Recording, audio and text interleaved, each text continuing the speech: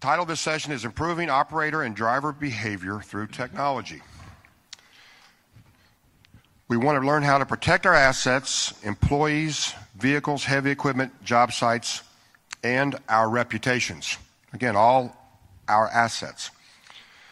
It's never been more important to ensure that your operation is safe and compliant, and we can help you reach this goal.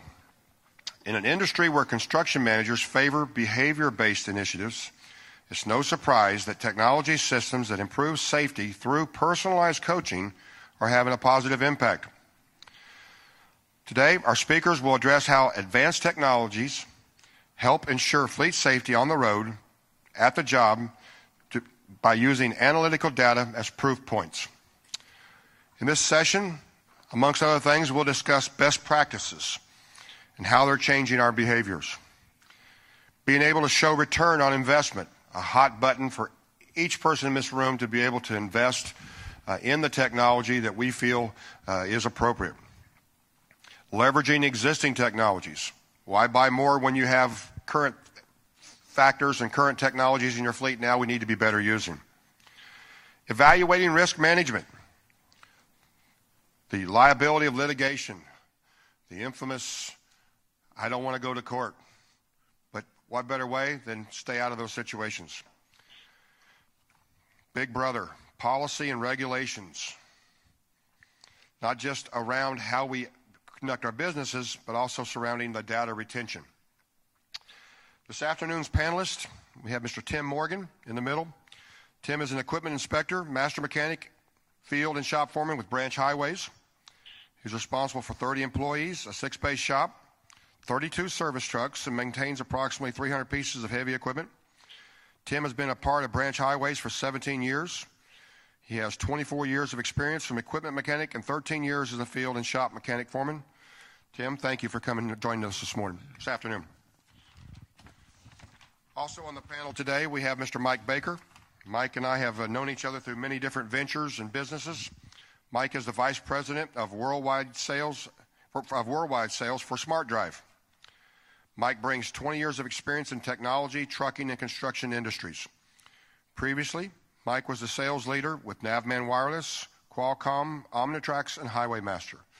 I'm fortunate to say I've known Mike since Highway Masters even. So, Mike earned a Bachelor of Science from the University of Tennessee at Martin. Lastly, we have Mr. Todd Dawson. Todd is the Fatigue Practice Manager for Caterpillar Safety Solutions. Todd leads a team of safety culture consultants who work together along customers to develop operational excellence through safety improvement. That's a mouthful, isn't it? Over the past 20 years, Todd has become one of the leading experts in developing and implementing comprehensive fatigue risk management systems in large, complex environments. He's received his Bachelor of Science degree in Biological Anthropology from Harvard University. Please welcome these professionals to this topic.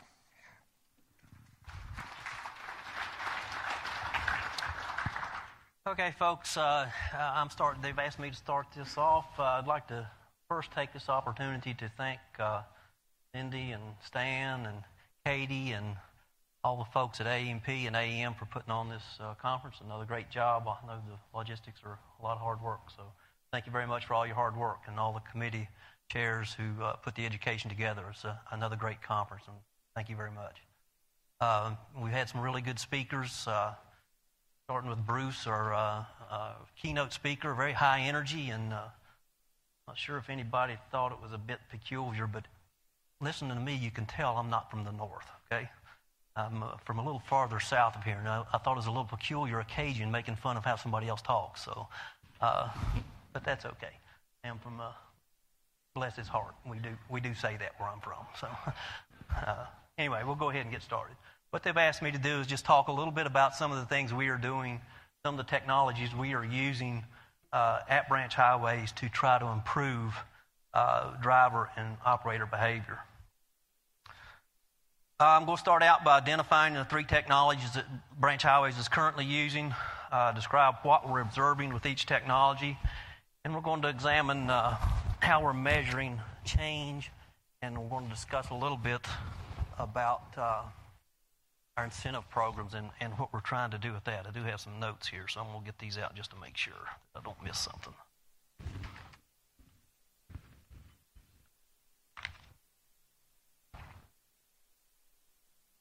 All right, here we go. First technology we're going to talk about is GPS tracking. This is a program that we're using right now primarily with our on-road fleet. Cars, trucks, anything that has a license on it. It was implemented by our safety department. It's not actually, this program isn't being run by our equipment operations folks, but by our safety department. It was driven by risk management, risk mitigation, that kind of thing, and incident investigation. So that's kind of driven us into that GPS tracking of all of our on-road equipment. Some of the things that we are measuring were location, idle time, speed, harsh braking and acceleration, and high G-force turns. Those are the things that our program lets us monitor. What are we doing with the information we get from there? Right now, this is a very new program. We're collecting data, benchmarking that data, and trying to set trend events, or trending the events to see where we do need improvement and putting programs together where we can make those improvements. As far as incentives go with the GPS program, we have started what they call a driver report card program, where after we get these events benchmarked and everything measured, then we will give each driver, each approved driver in the company will get a scorecard, and right now they're talking about probably quarterly. And incentives, it's going to be things like gift cards. You know, the high scorer, whoever scored the best, will get a gift card from a local retailer, or possibly even something for the most improved, that kind of thing. So that's still a work in progress. We're still learning how to do those things. If anybody has any suggestions for incentive programs, with all of this stuff as new as it is to us, it's very hard not to focus on the negative. And we want to make sure that we're trying to turn this into a positive reinforcement program where we can have some type of incentive for positive reinforcement rather than just focus on the negative. So I'm open to suggestions. If anybody has a program that's working for them now, I'd love for you to share it with me. Another technology we were using is the in-cab video monitors. We're putting them in. Right now we have about 15 pieces of heavy equipment that came with the video monitors in it. We're installing them now in all of our on-road CDL trucks, all of our fuel trucks, all of our water trucks, all of our dump trucks. We're installing the in-cab monitors basically to eliminate blind spots, help the driver to maintain situational awareness. We're trying to prevent struck-by incidents and reduce backing incidents. What we've found that most of our licensed vehicle incidents are backing incidents.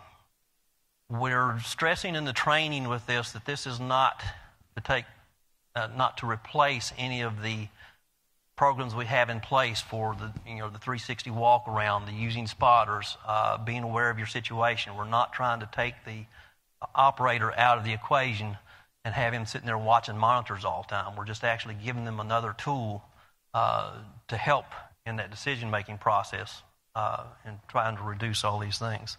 Again, we're benchmarking, tracking events. We're going to see how much difference the in-cab monitors make. Third technology we're using is telematics, and you'll see I have a little example there on the left of an alert that we get from one of our telematics providers. That happens to be a 725 ADT truck, and you'll see there that the fault description is engine overspeed. So not only are we getting machine health information from the telematics, but we're getting information where we can monitor machine abuse and we can monitor operator behavior things, and we can use that information to help our training programs and to put programs in place to change the behavior of our operators. We're monitoring location and speed, loading to prevent overloads, heating issues, idle time, DPF performance. All of those things are being monitored. Such things as transmission abuse, driving through the parking brake, dumping the bed on too much of an incline. All of those things can be monitored through the telematics, and we can go back to the operators and the job foremen and say, these are some things we need to work on. Again, the incentive part of this is very hard to figure out. How do you incentivize operators for doing the job the way they should without focusing on the negative, because most of the information we get is negative information from this. We manage to the exceptions, and what we're getting from this information are the exceptions. So it's hard to figure out a plan of how do you positively reinforce actions. So again, if you have any suggestions, I am wide open and would love to hear them. And that pretty much wraps it up. We did talk about the 3 technologies we're using, how we're measuring them, how we're trying to improve operator skills. One thing to keep in mind is this is new technology for a lot of us. Some folks have been in it longer than others, but this is all to many of us new technology. And when you think about it, 30 years ago, the new technology and the thing that everybody said, I don't know if anybody will ever adopt that or not, was oil sampling, fluid analysis. 30 years now, who doesn't have fluid analysis? 15 years ago, it was GPS and grade controls. And when that came out, well, I don't know if we'll ever get the industry to really adopt all that. Now, everybody, who doesn't have GPS grade control on their systems? The new technology is wireless monitoring equipment wirelessly, and that's the new technology. The adoption rate isn't real high right now, but 10 to 20 years from now, this will be old news. We'll be moving on to the next greatest thing. What is that going to be? Probably autonomous operation machines. Probably not even going to have operators in them in 20 years. So that's where we're going. So that's pretty much what they asked me to talk about. I appreciate your time, and we'll pass it over to... Thank you, Tim. Mike? Which one of these buttons do you push? I pushed next. Okay. Okay, well, good afternoon. Once again, I want to thank you guys for allowing us to come up and share some information about the technologies that are available, both for on-highway and off-highway assets. My name is Mike Baker, as Dan pointed out. I'm with Smart Drive Systems. We provide an event-based video safety program for companies all over the United States and over in Europe. I'm going to speak mostly about on-highway and give you some statistics and some things to maybe think about that maybe you haven't seen in the past. And I think Todd's certainly going to spend some time talking about the off-highway, the yellow iron technologies that the CAT's has come out with. So a couple of points that I'm going to cover today: best practices and how they're changing behaviors, and just give you some ideas to think about as far as that's concerned. Being able to show a return on investment. There are a number of different ways using technology, and particularly using video technology, that you're able to get a return on your investment. Leveraging existing technologies and looking at ways that you can do that. Evaluating risk management, liability, and litigation. I've got one slide on that, and there's nothing but I think one sentence that I'll talk on that one. And then just give you some policies and regulations in terms of data retention. There aren't any specific policies, but in our business, we typically follow the same line of thinking that all the telematics companies do. So getting into just some of the statistics, the top numbers up here actually came from the National Safety Council. These were released for the first 6 months of this year.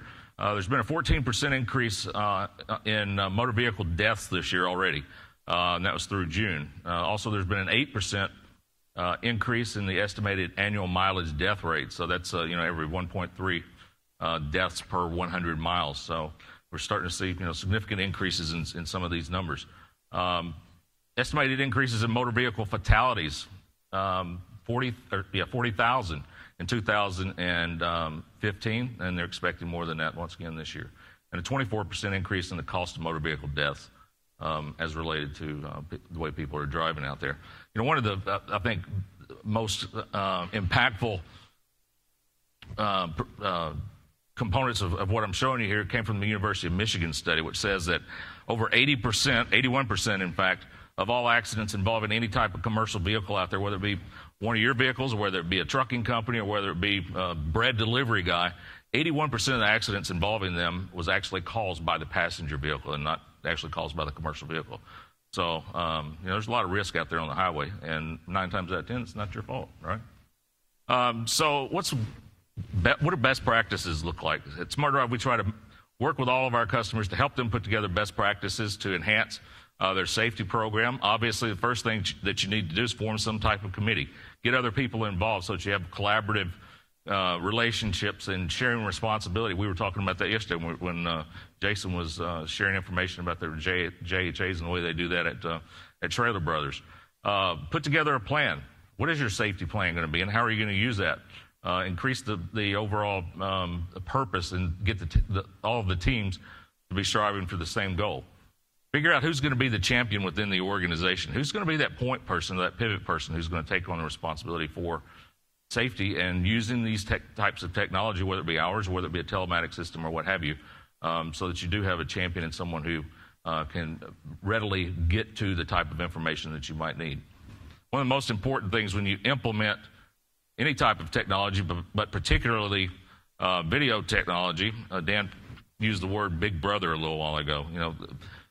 Drivers today, and I'm sure operators are the same way, view this as being big brothers watching, right? It's an invasion of privacy. Well, it's really designed to help protect them when they're out on the highway and get them home safely every single night. So we work to make sure that every company has a strong communications plan that they're able to deliver to their drivers and or their operators prior to us ever shipping any units out to them. So we want to make sure that their drivers truly understand what's going on.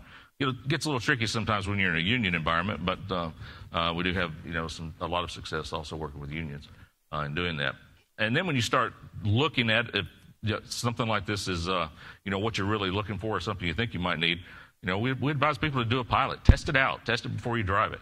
And while you're doing that, make sure that you're looking at the results and you're measuring the results, because that's what's ultimately going to help you get your return on investment as you go forward. So when we look at on-highway vehicles, what are the primary challenges that most companies like yourselves face out there? One of the number one killers and one of the number one challenges is speeding. And as you can see there, over 32,000 people last year were killed because of speeding situations. 16% of accidents were caused by distracted driving. People driving down the highway, typing on their phone or looking at their laptop or yelling at each other, so on and so forth. So distracted driving certainly is a killer as well.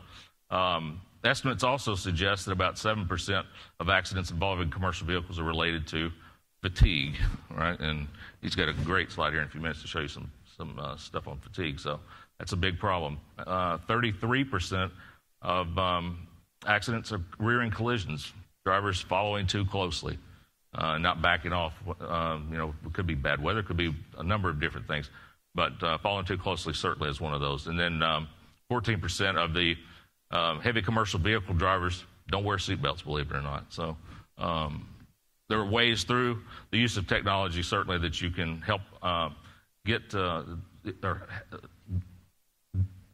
improvement in every single one of those areas, and I'll show you what our typical customers have seen in terms of return on investment in just a few minutes. Maintenance expense. Certainly, if a driver is driving a vehicle the way that he should be driving a vehicle, or a piece of yellow iron, operating it properly, then you shouldn't have the high maintenance costs associated with that. Fuel expense. We were talking upstairs a few minutes ago about, even a train operator, right, going up a hill. If he's fatigued, he's not really paying attention to what he's doing. If he throws the throttle too late or too soon because he's not paying attention, then it's going to consume more fuel. Traffic violations, that's a huge one as far as citations are concerned. Collision-related expenses, we talk a lot about collision frequency rate and how using this technology, using it and coaching drivers, coaching your employees, using the technology, how you can reduce your collision frequency rates, which also plays into insurance costs. You can reduce your insurance costs as well as your insurance deductibles, so on and so forth. And then also employee and asset productivity and utilization. You get better utilization, certainly by doing this in more efficient operations when you do that as well. So when you look at the return on investment, this is what our typical customers have seen as far as the return. They're seeing over a 50% reduction in that collision frequency rate that I was just talking about. We talk a lot about a loss pick rate, which is the average cost of a collision for any type of commercial vehicle that's out there. A long-haul trucking company, for example, if they have an accident, their average cost could be somewhere between $5,000 and $6,000 per vehicle. If you reduce that 50%, you've just paid for the system for over a year. So you can get a really quick return on investment by reducing your collision frequency rates. Reduction in driver fatigue. We've seen a 55% reduction in driver fatigue. Getting those guys off the road when they're tired. They don't need to be out there. As Jason said yesterday, somebody needs to say stop. And this is the only way that you're actually going to know that that's going on is if you've got video in the cab of the vehicle or on a piece of equipment. Reduction in collision costs, 65% reduction in that cost. And as far as speeding, 66%. And this is what we, speeding, collision frequency, and distracted driving are the primary three things that we see in every single customer that we're either doing a pilot with or that we've implemented. And the key is obviously to sustain those results going forward. So 85% reduction in driving distractions, whether it be that they're looking at their phone or whether they're texting, whether they're eating, no matter what it is. Typically, we see significant reduction in those. And then last, reduction in the non-adherence to wearing their seatbelt, right? People know that you're watching them. If they know that, policy is that they need to be wearing their seatbelt, they will do that once you implement this type of technology. This talks about how you can leverage other technologies that you may have on your on-highway vehicles, such as, these are all what we call active safety systems, whether it's a Meritor Wabco system, a Mobileye, a Bendex system, Preview, who you guys I'm sure are familiar with. All of those systems provide you information relative to an accident or an event occurring. They don't really tell you what caused that particular situation. So with our system, we tie into that. We can integrate into that because of our open platform. So when one of those events is triggered, we create a snapshot for 10 seconds before and 10 seconds afterward, and we're able to show you actually what was the root cause of that particular event, whether he was crossing a lane because he took his eyes off the road, whether he swerved because somebody was coming at him, and you'll see one of those in just a second. We can capture that, and a lot of that information also comes off of these systems as well. So if you've already made investments in those, you don't take them out, you leave them in there, and you just integrate right into it, and you're getting more bang for your dollar. This is the slide that I was talking about, so if you would hit the start button on that. In this particular video, this is what we call our response center, a review of our response center. This driver's doing exactly what he should be doing. And he's got his hands, in the proper place. He's alert. He's looking at the road. He's looking ahead of him. He passes one truck. He gets almost to a turn here, and you'll see this other truck was on the wrong side of the highway. If it hadn't been for the fact that he had been at that crossroads or that right turn there and had a little bit of room to move over, he would have had a head-on collision with that particular vehicle. Without the video, the other person in that other vehicle potentially could have sued the company, could sue the driver, what have you, saying that he was the cause of the accident when clearly it was the passenger vehicle that was causing the situation. In this case, this guy ran right into the trailer. He didn't actually hit the truck, so the driver was okay, and he's pulling off to the side of the road there, as you see. So this is, when you start talking about mitigating your risk and reducing the litigation opportunities that may be out there, a picture's worth 1,000 words. We've had situations where attorneys have seen the videos that our customers provided to them. They immediately would drop the case. We've had situations where drivers were out on the highway involved in an accident where the customer would send a video out to smart device, a phone, or whether it was an iPad or what have you. They would send it out to a manager on site, show it to the police officer, and the driver's immediate release because they could prove that it actually was the other person's fault. So happens all the time. In terms of data retention, our specific policies at Smart Drive, if we see a moving event that's not marked, but we had at least one observation, there's 80 observations that we look for in every single video, and this is a managed service. So we're helping you take all this information and get it down to what's the most egregious activity that's out there on the highways. So if we make one observation, we're only going to keep it for 30 days because really it wasn't that big a deal, but it is an opportunity for you to coach your driver on potentially either give him an attaboy, just like this guy, because he did the right thing, or say, you know what, you need to pay a little bit more attention because you're crossing lanes, so on and so forth. We're only going to keep those for 30 days. Moving events that were marked by additional observation, we're going to keep those for 180 days. Manual events, if the driver actually hits the manual event button, which captures video, we'll keep those for 180 days also.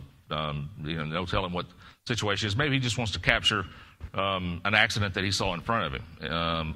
Maybe he's arriving at a job site and he wants to have proof of delivery of cement in the ready mix truck, right? He could hit the manual button and it would offload and give you proof of delivery by doing that. If there's a collision, we keep that information for 5 years. And then if it's a flagged event, meaning that the customer wanted us to look at it again, and they wanted to look at it again, they wanted us to keep it, then we'll keep those for 5 years as well. Mike, thank you. Thank you. Yep. Todd? Thank you, everybody. And hello. Hi, Todd. You just failed miserably. I'll try again. Hello. Hi. It's a little better. If it keeps up, I might make you stand up and do some stretches or things. But thank you for having me here. I'm an Ohio boy at heart. I was born and raised here. I know people flew in from everywhere. Apparently, I should not say that too loudly, although my Buckeyes are doing pretty well. What does fatigue look like? I'm going to ask you guys. What does fatigue look like? How do we know when somebody is tired?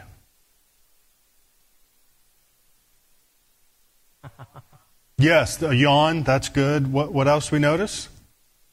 The drooping eyes, the glazed eyes, the stare. And what's interesting about some of those things is it's similar for people who are under the influence of drugs and alcohol, right? So all the things you say, how do you know if somebody's drunk or on drugs? You look for bloodshot eyes, glazed eyes, their speech changes. So we start to see quite an array of things. This is a pretty good example, right? Sometimes fatigue looks like this. Now, the case in this picture, the haul truck driver, pretty good road. This is a confirmed fatigue event, but you notice it's a nice straight road. All the berms are pretty well maintained. And the guy just kind of dozed off and drifted off onto the edge. Unfortunately, sometimes it looks like this. And I've been to unfortunately several of these catastrophic fatigue-related events. And when you look at incidents and accidents, often a fatigue-related incident is much more severe. So you see much more damage, even compared to someone who's under the influence of drugs and alcohol. Someone that's drunk, they may swerve just too late, or they may hit the brakes too late. But someone whose eyes are closed and they're not there, they kind of just run into whatever's in front of them at whatever speed they're going. So we have, unfortunately, sometimes the outcomes of fatigue to look at in the past. Oh, there we go. Sometimes, now can we get this to play? Maybe? No, we can't. Sometimes fatigue looks like this. Now, here we go, we're playing. So this is, I'll talk about a couple different technologies around fatigue and distraction. This is a guy driving a haul truck on a, open pit mine. And this is the DSS technology, which is an inward-facing camera. And we're specifically looking for fatigue and distraction events. So the system will pick up when eyes close or when heads nod and provide them alarm. Now, this person is not getting alarmed. We're in a silent test phase. And you can't maybe see the counter at the bottom, but he goes for about 33 seconds looking like this. Now, imagine passing this person in a mine, passing this person on the road, and what the potential risk for accidents are. And the maybe terrifying part of this is that this isn't an isolated event. How many folks have worked night shift before? A lot of us, okay? And if I ask you, well, when do you get most fatigued? What time is that? On the night shift. Sun starts coming up. Is it 4, 5? I'm seeing heads shaking. Yeah. So in those early morning hours, we're going to experience that fatigue. The question is, well, what can we do about it, and what kind of things can we implement to help avoid these kind of situations? Now, in the full install, when everything's turned on, an alarm would go off to wake this person up so that they don't go for 30 seconds under these conditions. When we think about how we typically manage fatigue, we can look at schedules and hours of work and providing education and awareness and training on how to manage our own personal fatigue. But the expectation is largely that we manage it ourselves, right? Say, hey, here's your truck, here's your equipment, good luck. I'm a little tired today, boss. Here's a cup of coffee, right? And that's what we traditionally have used. We use caffeine. We use coffee, we use the energy drinks. We had a discussion about, the 5-hour energy, and are those good, are they bad? And, we can talk more about that later, but, caffeine can only do so much for us. It only helps us to a certain extent. The challenge in making it kind of on the individual to manage our own fatigue is that we're not good at it, right? If you ask somebody, even who's only had 2 hours of sleep in the last 36 hours, how you doing? We give the answer that we usually give. I'm okay. I'm good. I'm fine. I'll make it. Right? And some of that is because we don't want to talk about it. Some of it, though, is that we're just not good as at knowing how fatigued we really are. Right? So, and there's a lot of studies that show this. One that's really kind of funny is they took some college kids and gave them 3 hours of sleep, brought them into a room and said, okay, hey, we know you're tired, but we want you to sit here in front of this computer screen and read this information, and there's this little red button right here on the desk. Just before you fall asleep, push this button. That's all you got to do. We know you're probably going to fall asleep. That's okay. All we want you to do is just before you fall asleep, push this button. And if people don't push the button, and you see this is an aside, but you watch the video and there's guys like this, like staring at the screen, and then they're going like this, and their fingers are hovering over that button. Now you got people who are like drooling down the side. Their fingers are hovering over that button. And there's guys like this hanging over the back of the seat. And we're not good at knowing when we're going to go from, hey, I'm just kind of tired, to, I think I just fell asleep. Anybody ever fallen asleep driving? Okay, most of us that drive at some point have had one of those kind of moments, right? How many of you got in your car and said, I can't wait to get in the car and take a little nap while I'm driving? Right? We don't do that because it's not smart to do that, but you see where I'm going, is that we're not good at knowing when we're going to go from that, I'm just kind of fighting it here, to, my eyes are closed and I better wake up. Okay? So that's one of the difficulties, is we're not good at knowing when we're going to be fatigued to the point, or when one of those little bursts of sleep is going to wash over us and we're going to close our eyes and fall asleep. So the challenge with fatigue for many, many years is that it's been difficult for us to measure. Aside from hooking everyone up to EEG, electrodes all over the head, where we can look at the brainwave activity and know when a person is going from I'm awake to I'm asleep.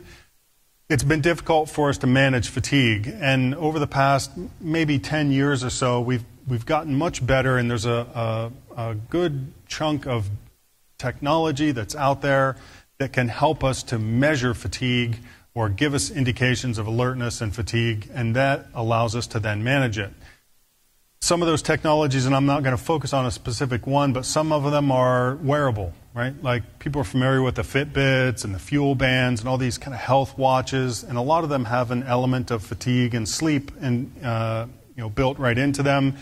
We have a band called the Cat Smart Band that you can wear that again gives us an individual kind of score on how alert or how fatigued we are. Some of them are desktop software tools where we can do analyses on an individual's hours of work and their work schedules. Some of them are things like the driver scorecard. Can we build fatigue in there? And yes, we can. So how well are people doing in their alertness or their risk for fatigue? There are obviously things like the DSS, the in-cab technologies that are focused on the driver. So we can look at all these things and start to merge them with equipment data as well. You're getting all this telematics information, do we start to see indicators of, okay, hard braking, hard shifts, hard turns, or different pieces of equipment around fuel, how much fuel burn there is. And we're starting to see where there's an overlap or indicators on machine operation that relate pretty closely to whether a person is alert or fatigued or not. So we have a lot of different technologies that now can help us start seeing fatigue or indications or risk for fatigue, and that allows us to then manage it. Regardless of what the technology is that you're implementing, whether it's in-cab, a wearable, a desktop, driver report card type things, whether it's data management and using the telematics, there's some things that we found over the years and through experience that are very helpful and almost crucial to success. If you really want to look at getting the best return on investment, and what Mike was mentioning about involving employees, involving people, having them understand, having teams of people looking at this, there's some key elements to ensuring that success. And first is really identifying what's the cause of my fatigue. Where's my fatigue, distraction, my sleepiness coming from? Is it behavioral? Is it choices that drivers are making? Is it physiological? We all know, if we've worked night shifts, there are usually times of the day or night when we become more fatigued. You think about physiological too. This is one of our downtimes during our day, right? I'm not pointing fingers, but there's a few yawnings and a few, people getting relaxed, and our bodies naturally want to do that, right? So there are physiological aspects to it as well, and that can include sleep disorders, sleep apnea, right? If you're over the road trucking, most of us know, there's this sleep disorder screening that we need to do. Some of it's operational. How am I scheduling my people? How much time off do they get? What kind of breaks do they get? How many hours of work do we have? So first is really identify where's the source of my problem, and then find the solutions or the technologies that are going to approach that or deal with that best. The last piece of that is to then manage the change. Imagine, and I'll take maybe the extreme side of it, suddenly there's a camera in my truck, and it's not pointed out. It's looking at me. I'm going, I don't want that thing looking at me, right? The big brother issue. And so how you get around that is to really make sure that people understand what it's doing, how it works, what kind of information it's collecting. Is it, can guys in the dispatch center type in and say, oh, let's look what Joe's doing today, and watch Joe eat a sandwich or do whatever else he's doing, right? So making people aware of what the technologies actually do goes a long way. The second piece is really to make sure that you have a clear process of what you're going to do when there's an incident or an event. Say one of these technologies indicates, hey, a guy fell asleep and had a fatigue-related event. His eyes closed for a couple seconds, and you open up again and he's okay. But what are you going to do? Is there any follow-up? So that people know, okay, if I have a fatigue event, somebody's going to give me a call and just say, you doing okay? I saw you had a fatigue event. Do you need to take a break? Do we need to get you some relief? Do we need to pull you over somewhere? What are we going to do? So have clear procedures and protocols that people understand and know and understand what to expect when the alarms start going off or events start to occur. And the last piece is to make sure that we're using this not really as a disciplinary tool. Yes, there's a time for discipline, but we've all kind of agreed that there are times when we get tired. And we're dedicated, we want to do the right thing, but if a guy gets fired because he's trying to do the right thing and he's driving, he's doing his job, and he nods off for a second, well, how well is that technology going to be received by all the other people when they hear that somebody got fired because they fell asleep? First event, first time. Okay? We want to learn, we want to improve, we want to educate and get better. So those are some of the key high-level things, and of course there's details all in between. When we do an install of a technology on a site, it's very customized, it's very, very tailored to that site about how they're going to do this, how they're going to roll it out, and how they're going to use the results. So just to give you a quick sense of a case study, 2 different sites, same company, both open pit mining. Site number 1, they just bolted it in. And I like Mike's phrase about built-in, not bolt-on, right? So they basically went out, installed all these camera-based technologies on the trucks and didn't tell anybody. Suddenly they were there. They didn't do any education, no awareness, management wasn't around, there was no explanation, no clear procedures. When you look at what we call tampering events, which are typically things like people putting grease over the camera lens, people accidentally cutting the wires, people accidentally putting black tape over the camera, you get a sense of how many of those occur. And 375 tampering events in this 90-day trial period. Fatigue event reduction. The system still works. Okay? So even though people are messing around with it, the system works. We saw a 44% reduction in the number of fatigue events that occurred. Sounds pretty good, right? If I said, hey, we put this in, 44% reduction. But if you go to site number 2, where they did essentially all the right things that they needed to do, did the education, management was around, there was clear procedures and protocols. Tampering events went to 13. Right? So a few guys maybe not quite happy, but the fatigue event reduction went to 82% reduction. Much better. Okay, I'll take that over the 44% any day. So you can start to see the importance of how you roll these technologies out and the importance of involving all levels of the operation, from dispatch, supervisors, operators, managers, all have to be in this as a team approach. And maybe, is that the end? That might be the end. Going back there. If it's the end, then I'm done. And you guys kind of all wake up now for the question and answer period. No, there we go. All right, I'll be real quick, I promise, okay? So when we do these installs, typically, and this is again as an example from the DSS, we start with a baseline where we capture what's the operation. Then we turn the alarms on, and what's interesting is that there's a huge drop in the number of fatigue-related events. People immediately, as soon as they start to get feedback, start making changes in how they work, how they sleep, what kind of priority they put on their time off and recovering. But if you notice toward the end of that alarm phase, so we turn the alarms on in the cab only, eventually they start to creep back up, and we start to see more fatigue events starting to occur. And that's because they get used to the alarm. They get used to it going off. It's not new anymore. They maybe stop making or keeping those changes, the positive aspects. But that's when the third piece in the intervention plan, the calls to the driver, the radio to the driver, hey, how you doing? Do you need a break? So then you implement this management process or this management phase, and that brings your fatigue back down into manageable levels. Just to be clear, you will not eliminate fatigue. Okay? It's part of who we are. We have to sleep. There are times of the day and night when we're more fatigued. We have events that influence that. The best we can do is manage it, measure it, mitigate it. Okay?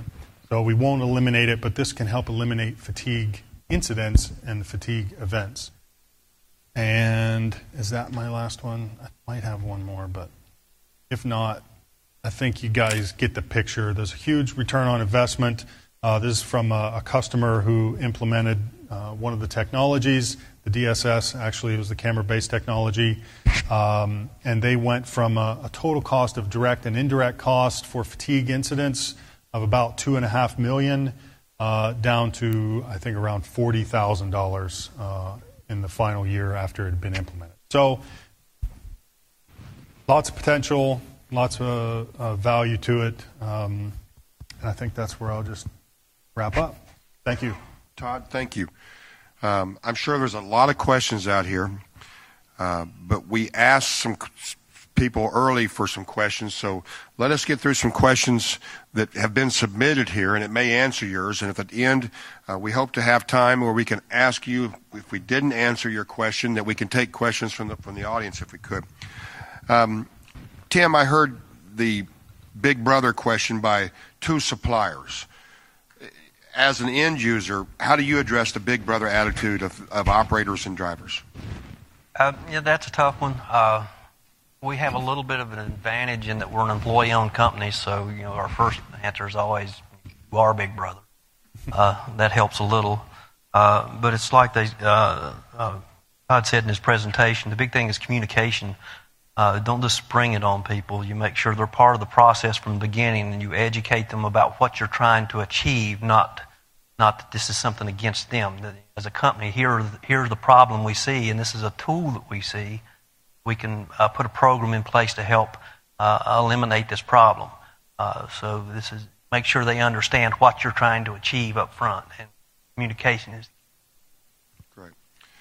Mike, as we've seen in the news recently with all the Fergusons of the world and the body cameras and things that we are all coming to accept into our lives, do you see that technology and that situation allowing our industry to accept it as well? Except the body cameras? No, the fact that there's a camera watching what you're doing. Oh, yeah. I think that not only for the industry, I think just in general, there's more acceptance of video technology, quite frankly, because you don't go anywhere you're not being videoed. In fact, I was talking to somebody yesterday, I think it was Dave from Madison, where they've got cameras, on top of every pole, looking both ways along the streets in Madison, Wisconsin. You go into a grocery store, there's cameras in there. There's cameras everywhere. There's a camera on this phone, right? So you're not going to escape being caught on a camera somewhere. It's just a matter of, were you doing the right thing or were you doing the wrong thing? So, yeah, I think it's becoming more prevalent everywhere. Todd, let me ask you a question. How do you manage fatigue when operators don't do the right things away from the job? Yeah, and that's one of the issues that comes up is that, well, look, we can do all these things as a company, as a management team, and if they don't do the right things off the job, well, then, how are we supposed to fix that? And some of it is, education, awareness, but some of it, too, then is a place where the technology can come in. And, even people that are trying to do all the right things, we still get tired sometimes, right? So the technology is there as kind of maybe that last line of defense where, if you have an operator or a driver that whether they have done all the right things or haven't, if there's that last safety line of defense that can capture that and alert them, wake them up, then that's where it helps. But, we're still human, so we're still going to get tired. Can't fix stupid. You can't fix stupid, no. Tim, we've talked about this in technology since we first started talking technology with telematics 10 years ago in AMP is ROI. And it comes down to, budgets and, what are you going to spend? What are you going to save me? But how does Branch Highway show an ROI for the technology? And whose budget, who funds the programs? Well, with any of the technologies showing ROI, you first have to know what you're trying to accomplish. There has to be an issue there, a problem that you need to solve.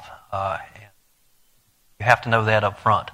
And then how do you expect the technology to make that improvement? Why do you need the improvement?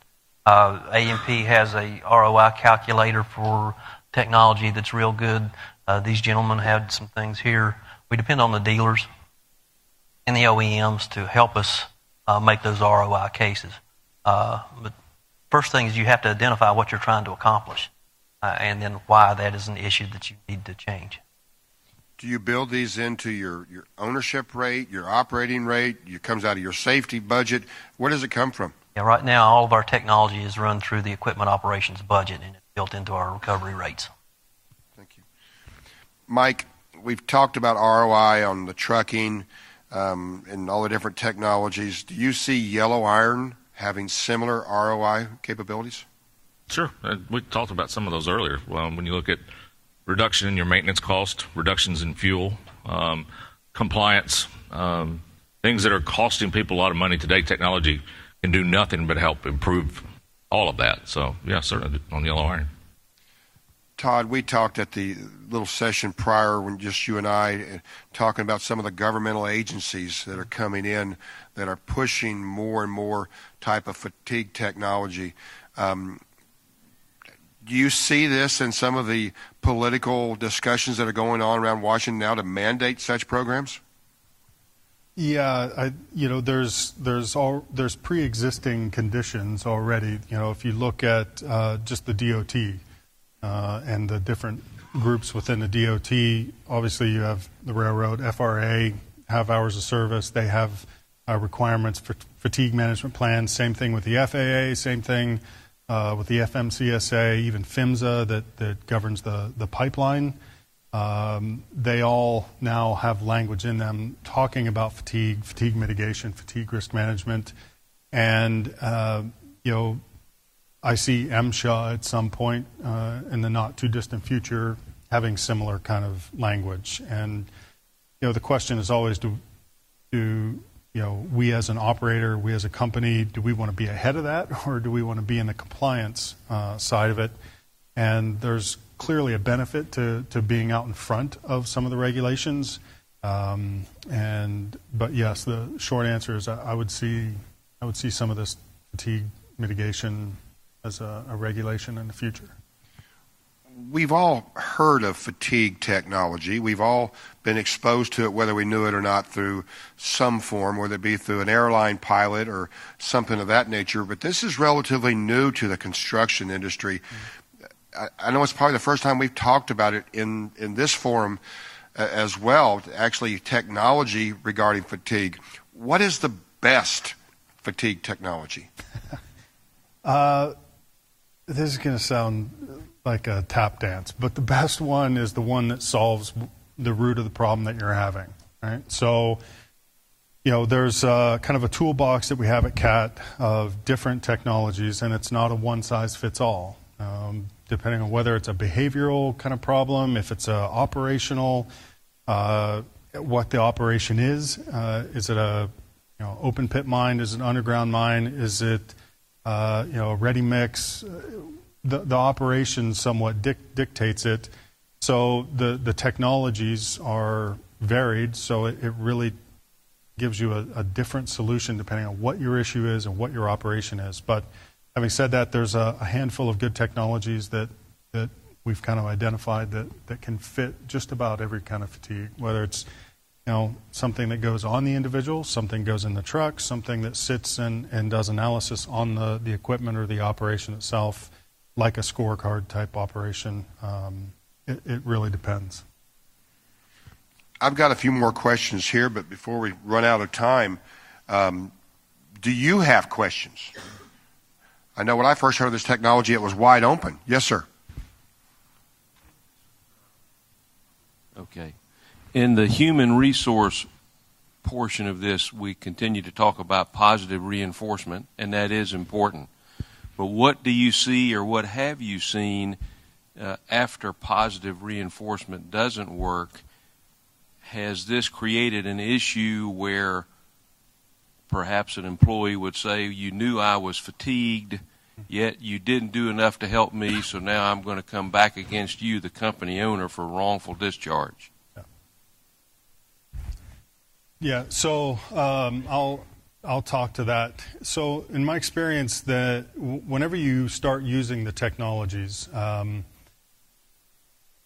they're a slower adoption rate, and so usually there's two kind of cases. One is a company that doesn't want to deal with fatigue, and they feel that the technology is the silver bullet that's going to eliminate all my fatigue problems.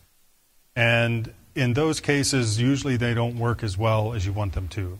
But in kind of an HR or even maybe a legal aspect, if the company can show, look, we did training and education, we looked at the schedules, the drivers, the employees all have the option to raise their hand and say, I'm tired, and stop work. We've installed a technology to help us identify, or we're looking at data. Any of those situations where I've seen, and I have done work in kind of legal defense as well, where a company that can show we've done all these things, but the person, for whatever reason, was still having fatigue events. We tried to accommodate, we tried to coach and help and learn. It gets very difficult for an individual to say, look, the company's fault, whether it was because there was an incident or discharge. If you can show the case that as the company's done this, and this, there's kind of no room to stand. In the HR side, we can also start talking about, well, issue, is it sleep apnea? Well, that's pretty easy to identify, and are you getting treated, and are you keeping up with the treatment? Well, I know I have sleep apnea, but I'm not doing anything for it. Well, that's not the company, right? So, that's a generic answer, but I hope you see that as long as you're showing a duty of care in several aspects, then it makes it hard to bring up this wrongful discharge or things like that. Yeah. Any other questions? Yes, sir.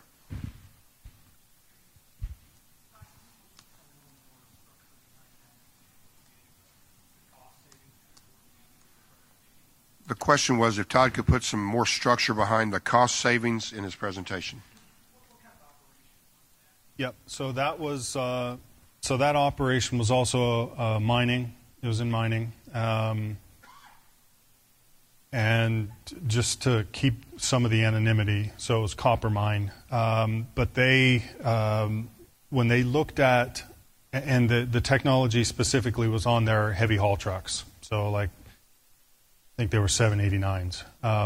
So big haul trucks. And what they looked at, so year one was kind of the baseline, no technology. And they looked at direct costs, which largely are what you see right away. It's equipment damage, it's damage to the plant, the operation. They also then split out what they called indirect costs, which were lost time. They had to shut down this haul road. How much time and money did they lose for that? How much time did it take the team to do the investigation and HR to look into it and labor relations? And so all this extra built-in time that we often don't capture, which was staggeringly higher than just the equipment damage. Okay? So they measured that. The first year, the two total together of direct and indirect was around $2.5 million. They had a middle transition year where the technology was being installed. And they already started to see a decrease, but then by the third year, they had a full year with the technology completely in place.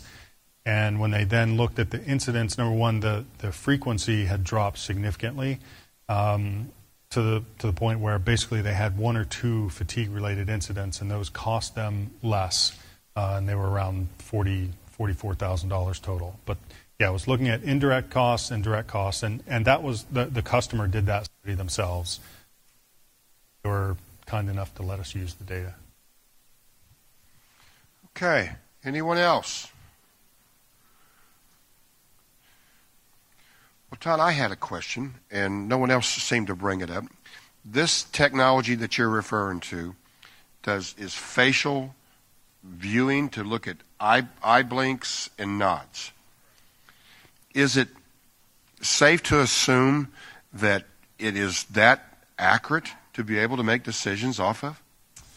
Good question. So there's a couple ways that we deal with that. One is that, first of all, I should say that that technology in particular, it's not a new technology. So we're not testing it. It's been around commercially for about 8-10 years. So over that period of time, there's been a lot of development, research, improvements of it. And where it is now is that it gives us a pretty good response. And it's not based on, like the operator, the driver doesn't have to punch in any information. They just sit down in the seat and it automatically starts to capture them. Finds the face, finds the eyes, finds features of the face, and is looking then mostly at the eyes and what happens with those. It does also do distraction, so if you're looking away or the coyote out the road on the other side is very interesting for a long time. It's going to capture that and let you know, hey, pay attention. So, but to answer your question, yes, the technology is pretty good. We have a second way that we look at that, in that when it's not a closed circuit kind of camera. I can't tap in and say, oh, let's look at what Joe or Bill or Bob is doing. It's a moving window of time with a lag. When there's a fatigue event or a distraction event, eyes closed, it clips one end, goes to the alarm goes off, and the person opens their eyes, clips that, and that actually gets sent to a monitoring center we have in Peoria at Caterpillar, where we have technicians, safety technicians there that review that data, look at that video clip, and confirm that, yes, it was a fatigue event. So there are times when the alarm goes off and it wasn't a fatigue event because the guy just sneezed 3 times real fast or in a row. In the video, the system is saying, hey, eyes are closing here, closing. When that gets sent back, then we can look at it and say, no, it wasn't fatigue, it just kind of sneezed. But that usually only takes about 2 minutes from the time that the event occurs to we're back in touch with the site or a dispatch supervisor or someone. Well, unless anyone else has any more questions, I think our time is up. Is there any other quick questions we want to address with the panel? Well, thank you for your attention, and I didn't see anybody nod off. I didn't see anybody falling asleep to call out. I didn't see any 5-hour energy drink come out. So thank you for your attendance, and we appreciate your attendance here at the AEMP. Thank you.